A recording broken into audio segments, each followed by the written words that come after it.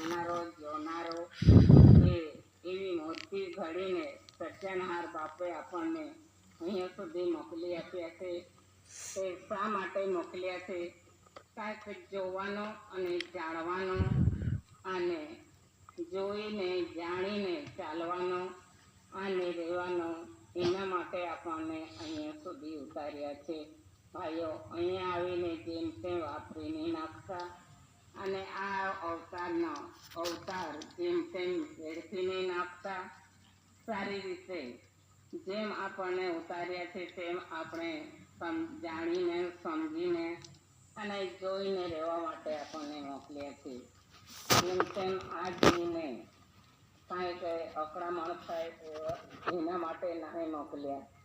જે રીતે આ પશુ પક્ષીમાં પણ જે રીતે હવે છે ને આવી ગરમી આવતી છે, આવી ગરમીમાં આપણે કેવી રીતે બચશું તેના પણ દાદાએ માર્ગદર્શન આપે છે. કેમ કે આ પશુ પક્ષી છે, એ પક્ષીમાં એક પક્ષી છે, એ ઘણો હોશિયાર છે. તે પક્ષી કોણ છે? તે પક્ષી આ પોપટ છે. આપણે બધા ઓળખતા છે પોપટ રૂપે એક પક્ષી છે. તે પક્ષી શું કહેવા માગે છે? તે પક્ષી અહીંયા આવીને એ પણ અનાજ પાણી ખાતો છે, એ પણ અનાજનો આધાર લઈને જીવતો છે. પણ એ પક્ષી, એ પોપટ છે ને, એ ઈયળ પણ ખાતો નથી અને કાંઈક ચાંચ મારીને કાંઈક જીવડો એ પણ ખાતો નથી. એ પોપટ છે એ પવિત્ર કણીનો જ આધાર લે છે. એ કણી જ ખાતો છે એ પોપટ. તો એ પોપટ શું કરે છે ભાઈઓ?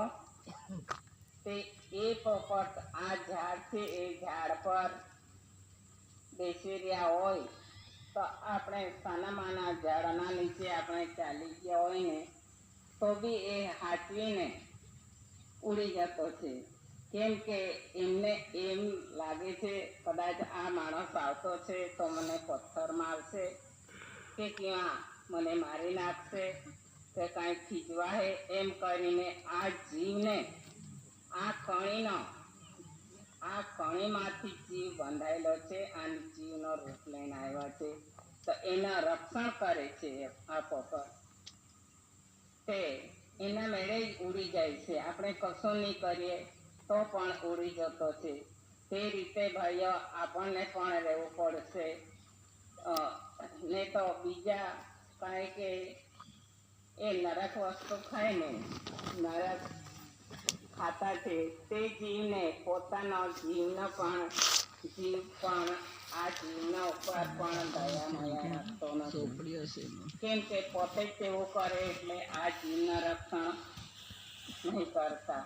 તે રીતે આપણે પણ ભાઈઓ આ કણીનો જ આધાર લઈ લેતા છે. આ પવિત્ર કણી છે. પહેલા તો દાદા એમ જ કહેતા હતા આપણને, એમ નહીં કીધું કે તમે આ વસ્તુ નહીં ખાતા, તમે આ દારૂ તાળી નહીં પીતા, તમે મચ્છી મટન નહીં ખાતા, એમ બી દાદાએ નહીં કીધું. પણ આ નરક વસ્તુ છે. આ નરક ખાવાથી આપણને કંઈક દેખાતું નથી. જેમ આ ગળો, આ લાઈટનો ગોળો સળગે છે, એમનો અજવાળો દેખાય છે. એ ગોળા ઉપર આપણે કાંઈક ઝાંકો પાડી દઈએ તો એના અજવાળો ઝાંકો પડી જાય છે. તે રીતે આપણે નરકનો કાંઈ આધાર લઈએ અને નરક આ પવિત્ર કણી છે એની સાથે નરકનો એ મેળવીને આપણે ખાઈએ તો આપણો પણ પ્રકાશ ઝાંકો પડી જાય છે. એમ કહેલું દાદાએ. એટલે આપણે ઓટોમેટિક ના, આ વસ્તુ ખરેખર કાઢી નાખવું જોઈએ અને એને આપણા શરીરમાં લેવું નહીં જોઈએ. એમ કરીને આ નરક વસ્તુને દૂર કરી છે અને એ નુકસાનકારક છે. આ રીતે આપણને દાદા બતાવતા હતા. ખરેખર તે રીતે આ સમાજ તૈયાર થયેલી છે. આ તે રીતે એણે આ નરક વસ્તુ એ કાઢી નાખ્યો છે. તો આ જીવને બચાવવા માટે આ પવિત્ર પાણીનો જ આધાર લેવો જોઈએ અને અહીંયા આવીને આ પવિત્ર પાણીનો આધાર લેવો જોઈએ. આ જે રીતે પેલા પોપટ છે ને એમના જીવનું રક્ષણ કરે છે તેવી રીતે આપણે આ જીવનું રક્ષણ કરવું જોઈએ. એવો સમય ખરેખર આવી ગયેલો છે ભાઈઓ. તો ખરેખર આ પાણીને દરરોજ વારંવાર એમને પગે લાગજો, એમને વિવેક વિનય કરજો અને ખરેખર આ કણી સાથે પવિત્ર છે તે રીતે આપણે પવિત્ર કણી ખાઈને આ જીવને બચાવવાનો સમય આવી ગયેલો છે. ને તો એમની માનતા છે સાહેબ મને મદદ કરજે, મને બી બચાવજે, એમ આપણે એકબીજાને કહેવા જવું તો તેવું નહીં થશે. પણ પોતે આપણે સમજીને કેમ કે આવી ગરમીમાંથી આપણે કેવી રીતે નીકળવું જોઈએ અને કેવી રીતે આ જીવને બચાવવું જોઈએ તે વ્યવહાર પર ખાસ ધ્યાન દ્રષ્ટિ રાખજો. આ રીતે આપણને દાદાએ કીધું છે. અને આ કણી મેં નહીં બનાવી, તે સમય નહીં બનાવી, આ બનાવનારાએ બનાવી આપી છે. તેમ આ જીવ માટે બનાવી આપી છે. આ ખોરાક લઈને આ જીવને ટકાવજો અને આ શરીર વાપરજો. આ શરીર પણ હિસાબે વાપરજો એમ કહેલું છે. આડે ધડે વાપરી નહીં નાખતા એમ બી કહેલું છે. પણ આપણે હિસાબ રાખતા નથી.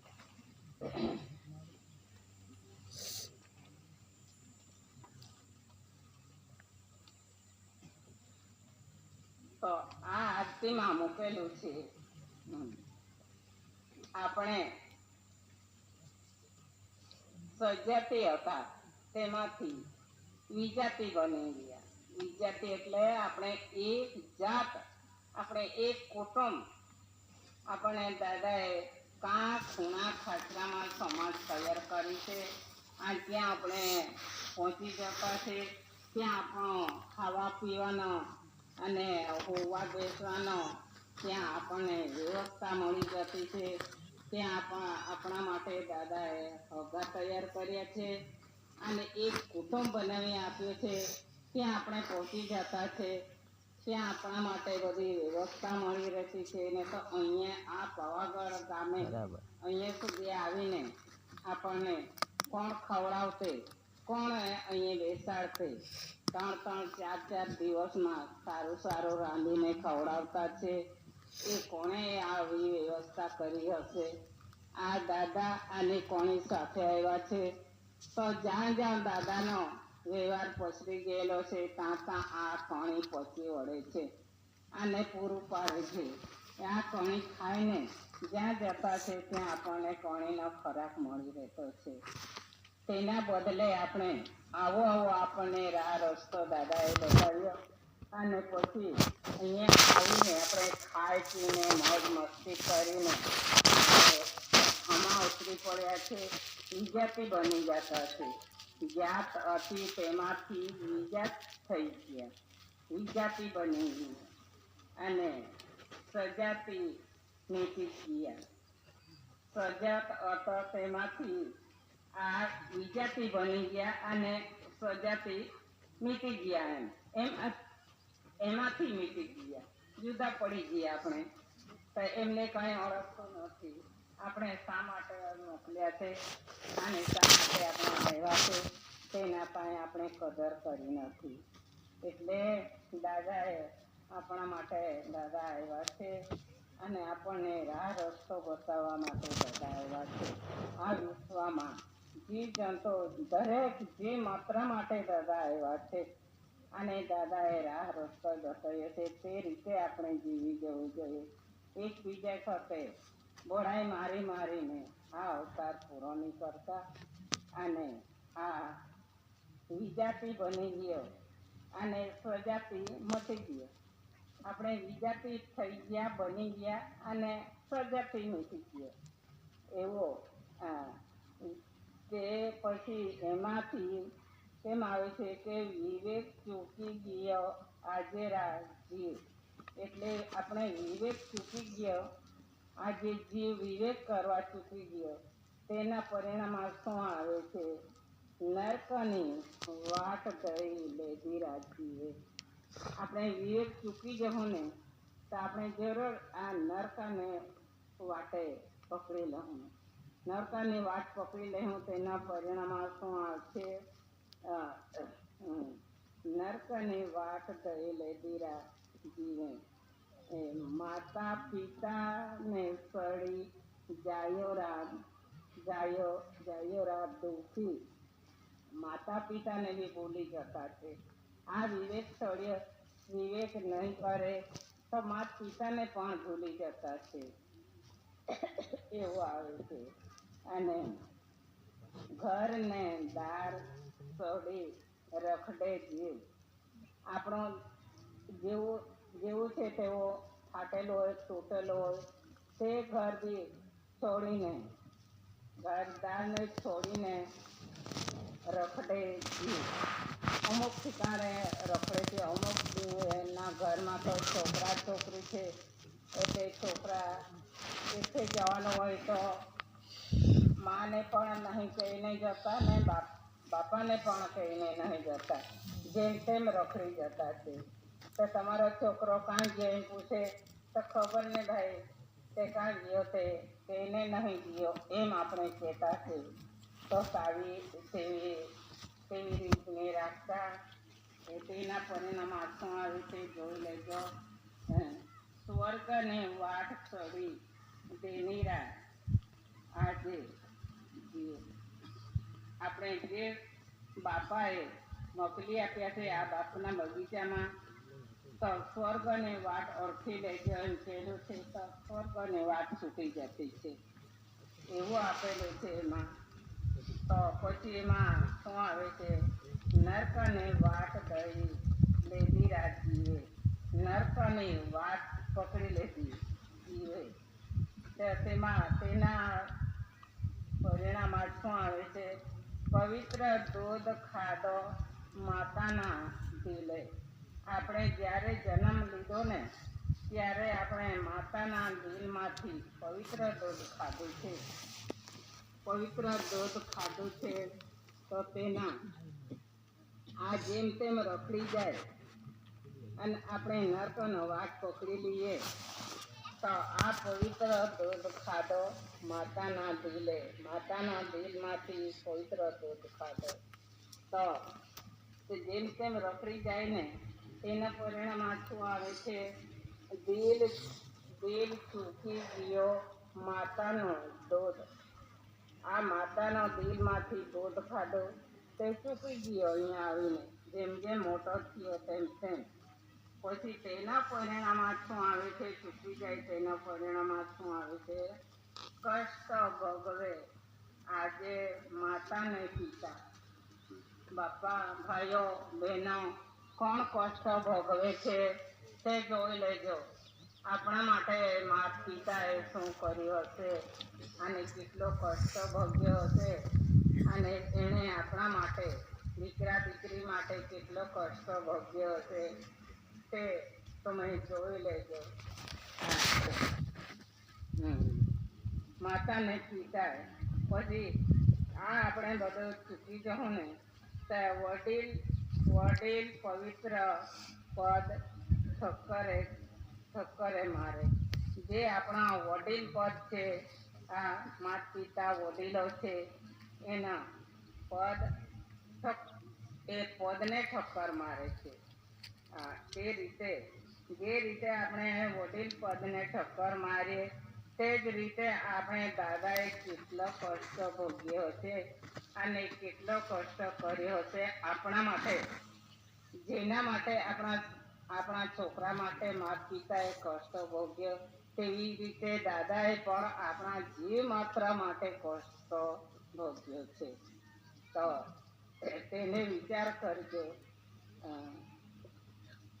કષ્ટને અધિકારી જાયો રાજી. આ કષ્ટનો અધિકારી જાયો. જેણે કષ્ટ ભોગ્યો છે તે કષ્ટનો અધિકારી બની ગયો એમ એવું. તો જન્મ જન્મ ભૂમિ સુતીરા આજે જન્મ આપ્યો છે, જન્મ ભૂમિ છૂટી જાય છે એવું. પછી એમાંથી શું પરિણામ આવે છે? વિજાતી બની આજે દુઃખી રાજાયો. વિજાતી જાત હતી, તેમાંથી વિજાત બનીને દુઃખી થઈ ગયો. તે જ રીતે આપણા માટે દાદા આવ્યા છે, આપણને સુખ અને શાંતિ આપવા માટે આવ્યા છે. તેમાંથી આપણે જાતે આપણે વિજાત બનીને આ દુઃખી થઈ જવું. તે દુઃખ આપણે એમની માની લેતા, દાદા મને આવો દુઃખ આવ્યો, દાદા મને બચાવી લેજે, એમ પાછળથી છેલ્લે આખરે આપણે કહેવા જવું તો દાદા હું કરશે? એ જાતે પોતે જ્યારે આપણામાં એ બોલનારો છે, જોવાવાળો છે, ચાલવાવાળો છે, ત્યાં સુધી જ જોઈ લો અને જાણી લો અને સમજી લો. નહીં તો પછી છેલ્લે આપણે બધું વેડફીને પછી આપણે છેવટે કહેવા જાઉં તો દાદા હું કરશે? દાદા તેમાં કહે ને, અરે બાપા તને ગમતું હતું ત્યારે તે તને લીધું, હવે તને ગમતું છે તે લઈ લે એમ કરી દે. તો એમ કહે તો આવો કષ્ટ ભોગીને, આવો દુઃખ ભોગીને દાદાએ જેલમાં બેસીને એ આપણા માટે આવો આખો વિશ્વ ચોખ્ખું કર્યું છે. તો આપણને સમજવું પડે કે કોઈ આપણને સમજાવશે? તે આપણે કાંઈ ખ્યાલ રાખજો. અને એકબીજા સાથે લડાતા નહીં, અને આપણને લડાવવા માટે નહીં મોકલ્યા. આપણને સુખ શાંતિ આપી છે, કશું આપણા માટે કાંઈક દાદાએ બાકી રાખ્યું નથી. એ આપણા માટે દાદાએ સર્જનહાર બાપે બધું જ આપ્યું છે. ખાલી પરિશ્રમ કરવાનો, મહેનત કરવાનો એટલું જ બાકી રાખ્યું છે. એવું એ બી આયતો જ આપતે, મોઢામાં બી પણ ગાડી આપતે, પણ મોઢામાં આપણે જ આપતા છે. કૂતરાને, બોલાડાને અને એકબીજાને કઈ ખાવડાવતા છે. તો આ છોકરાનું કઈ એઠું રહી ગયેલું છે તે બી આપી દેતા છે. અને કઈ એઠું જોતું કઈ બગડેલું તે બી કૂતરો ખાઈ લે એમ કરીને આપણે મૂકી દેતા છે. તે કૂતરો ખાઈ જતો છે. આ તો હોતે તો આપણને પણ એવું જ મળતું, પણ આપણને એટલો ચોખ્ખો કરીને ખાવા માટે આપણને હાથ આપીએ છે, પગ આપીએ છે. એટલી મહેનત બાકી રાખી છે સર્જનહાર બાપે. એમને થોડો કે ધ્યાન રાખજો, આપણા માટે શું કામ કર્યું છે અને કેમ આપણને આવો ખોરાક તૈયાર કરીને આપ્યો છે તેનો કાંઈ ખ્યાલ રાખજો. તે જ રીતે આ બહારનો પણ આ મનુષ્ય પર કાંઈક આફત આવે નહીં અને એમાંથી બચી જાય. આ રીતે દાદાએ પણ આ કષ્ટ ભોગ્યો છે. પછી એના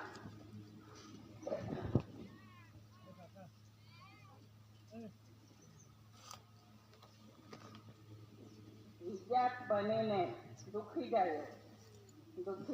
વિજાત બનીને આપણને ખાસ દુઃખ આવશે, કેમ કે આપણને વારંવાર ધર્મદાદા વિષય આપતા છે. આપણે વિજાત બની જાઉં, આપણે બીજી જાતમાં પડી જાઉં, ત્યાં બીજા ધર્મ પાડી લઉં તો ખાસ આપણને આવી આફત જરૂર આવશે.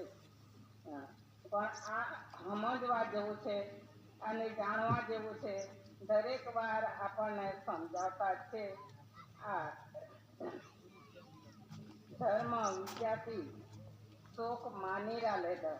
આ ધર્મ છે એ વિજાતી સુખ માની લીધો. આપણે સુખ આમાં જ સુખ છે એમ કહીને આપણે હસતા ફરતા છે.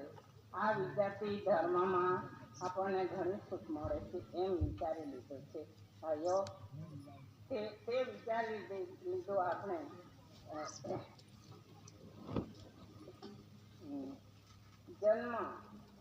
જન્મીને ભૂમિ સુતીરા આજે આપણને જન્મ આપનારી ભૂમિ છૂટી જાય એમ. આ ભૂમિ એટલે આ માતા છે. આ માતાના ગર્ભમાં